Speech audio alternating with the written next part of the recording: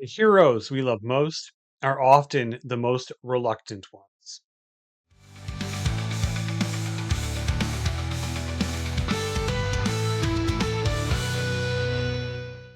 Welcome back to Writer's Theory.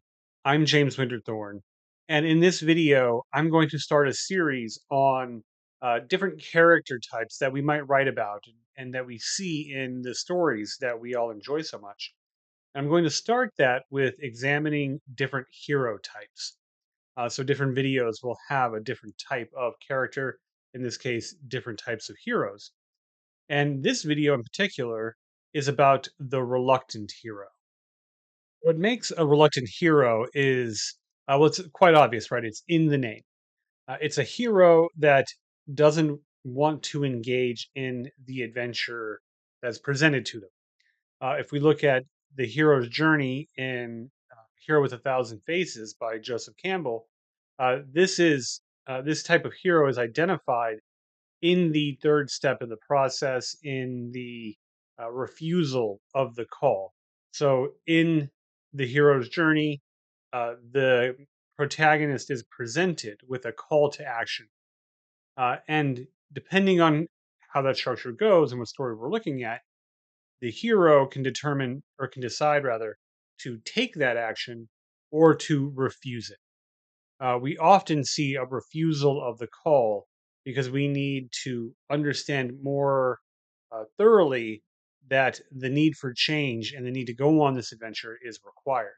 So the reluctant hero is often identified as such in that moment, in the presentation of adventure, to be the actor that is required or the agent that is required to make the necessary change and go on the adventure. So with the reluctant hero, we obviously have an unwillingness to at least begin the journey. This can stem from any number of reasons. It depends on your character development and what their motivations are. But they initially do not want to engage in this thing. Uh, they usually don't want to engage in this adventure, generally because there will be danger.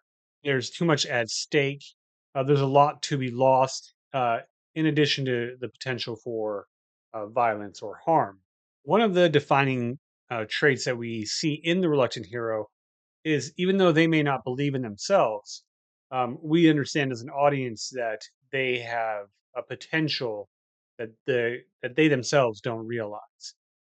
There is hidden strength within the character that will be revealed throughout the story, but in that initial reluctance, that character is unaware of that potential or doesn't want to realize it. We also have a moment in the story in which this reluctant hero accepts the journey, in which case they are no longer the reluctant hero. Now, that doesn't mean that we won't still see aspects of their motivation throughout the story.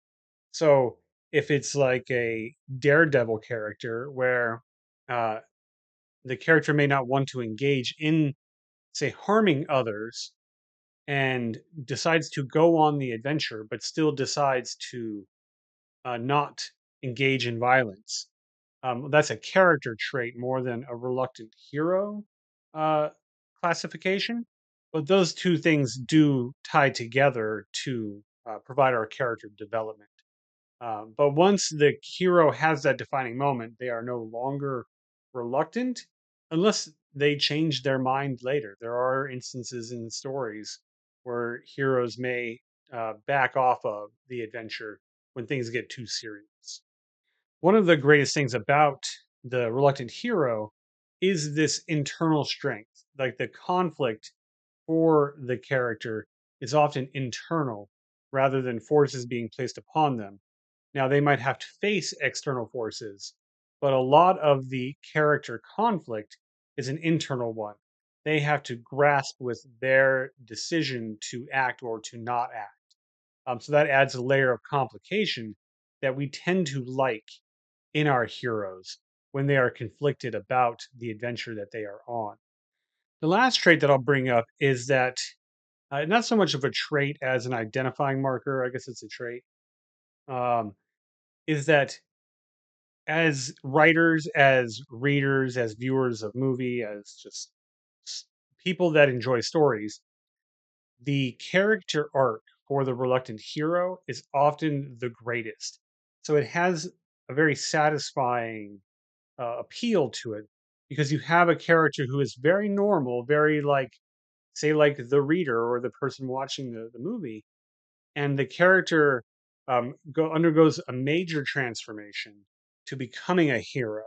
And that lends to the character's arc. It lends to the plot structure in the story arc.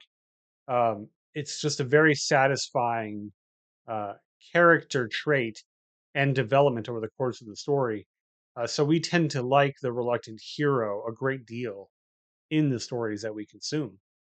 So, three popular reluctant hero examples that I'd like to share with you is first, uh, everybody's favorite hobbit, Frodo. If we look at the Lord of the Rings, we know that while Frodo does fancy adventure and he wants to see the world and wants to go on adventures like his uncle did, he doesn't want to go on uh, the very dangerous adventure of taking the ring to Mount Doom. He's excited to leave the Shire, even though he understands the seriousness of carrying the ring. But it's not until the Fellowship of the Ring in which he makes the determination that he's going to carry it. He thinks his adventure is over at that point, and he becomes the reluctant hero up until the moment that he declares that he will be the one to carry the ring. Frodo is an excellent example of a reluctant hero and probably a lot of people's favorite example. A couple more modern examples. Looking at Katniss Everdeen from The Hunger Games. If we recall back to the beginning of that story or those stories, she was a little bit of a Rembrandt, a little bit of a not an outcast, but a different character, a little rebellious. Um, but she stepped into the hero role to save a sibling and then went on this adventure. So her defining moment was volunteering for the Hunger Games when that was uh, absurd, right? Nobody would sign up for this when that meant certain death. But she did that anyway, and that was her defining moment and sparked the whole series of uh, the Hunger Game books. So Katniss Everdeen is a good example of a reluctant hero.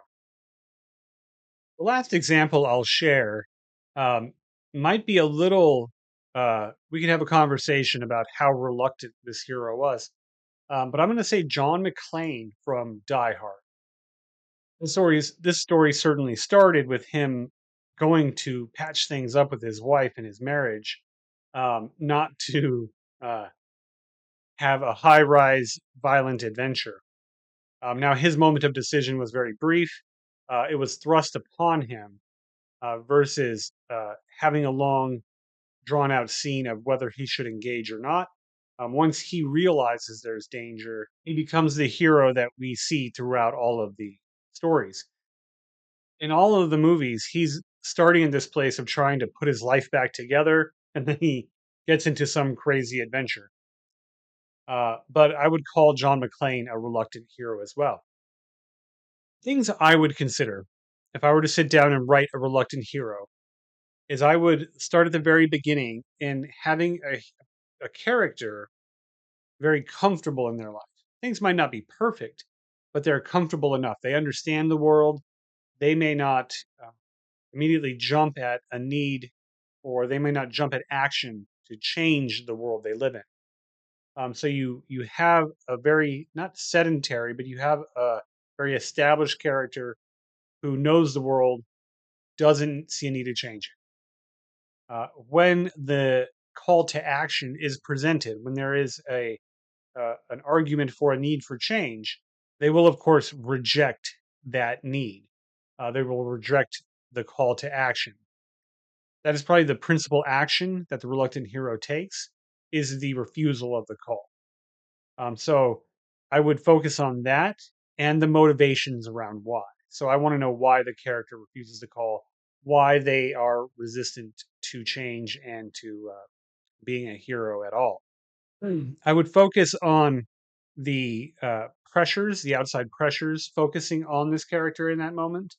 Uh, with the refusal of the call in Campbell, we often find uh, a greater need develops for the hero to take that action. So the problem that's presented to them only gets worse, and then they don't have a choice and they have to make that decision. Or they see that pressure build elsewhere, and then there's an internal decision. There's a greater internal force that causes them to then take that step forward, where they then meet the mentor or step into the new world. Um, but that I would focus on what ultimately brings them into adventure, what takes them from reluctant, not hero to hero. I would focus on that change, and then what are the character traits that kept that character from making the decision initially? Can we bring forward and express throughout the story? So, is it a reluctance to violence? Is it a fear of being hurt? How can these traits uh, express themselves later? Another movie I'm thinking of is District 9, in which Vilkas has gone through all of the adventure. He's almost like he's basically become a hero. He was very reluctant hero. Um, becomes the he takes all the action. He gets he becomes a very brave character in a lot of cases. But that cowardice, that fear in him, does grab hold of him well into the adventure, and and we see that same behavior later in the story. He, of course, overcomes that and goes back on the hero's journey. But Vilkas from District 9 is a good example of bringing that existing trait that is at the beginning later in the story. So we still believe that character and his actions throughout the entirety of the story. The last thing that I would point to as a tip to write a reluctant hero is that we like these heroes when they have a good supporting cast. When those moments of reluctance or fear um, overtake the character, and then they need someone to fill the gap in the adventure, or to motivate them to take action, or to give them the tools they need to be successful. So a good supporting cast around a reluctant hero uh, is very beneficial to this type of story. So a good supporting cast, a cast that challenges the character to be the hero that we want them to be. So having that group around the character is very beneficial. Well, what are some examples of reluctant heroes that you can think of? Leave a comment below. Let me know what you think.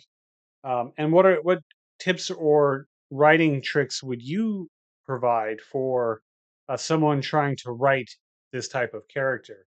Again, just leave a comment below. Let me know what your thoughts are there. So, as I wrap up, if you found value in this video, if you'd like additional writing related videos, or you want to follow my writing journey here on YouTube, well, please like and subscribe. And if you'd like to support the channel, of course, liking and subscribing, watching videos is very beneficial. I don't do Patreon, but I do sell digital courses and helping writers achieve goals in writing.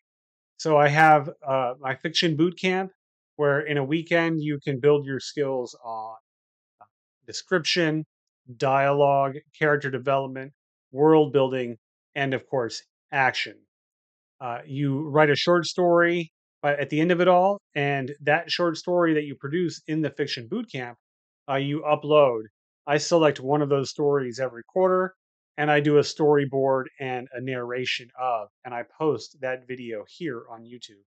I also have novel writing courses called N90 Novel Roadmap.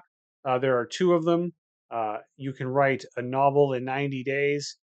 Just have some fun uh, figuring out how to write a novel, learning about yourself as a writer, developing knowledge in plot structure, and all of the things that go into writing a novel. But those are some ways you can support the channel and get a little value for it yourself. So I'm going to carry on this series of character types, and in particular, different hero types. So stay tuned for the next video, and I'll see you then.